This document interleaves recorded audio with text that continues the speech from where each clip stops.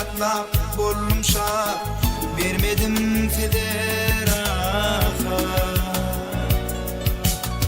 icelerine Allah'ım deyip oturdunuz başımda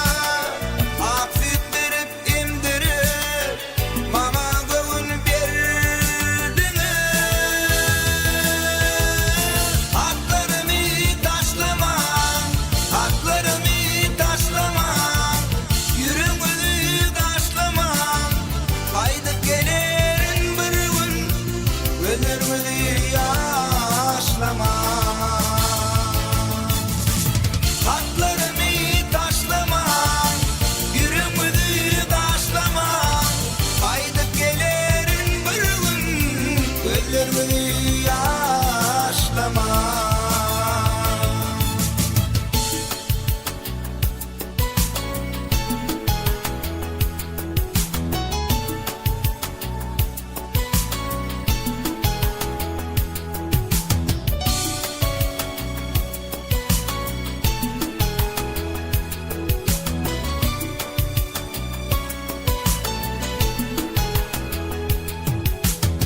Dinle borsa içeceğim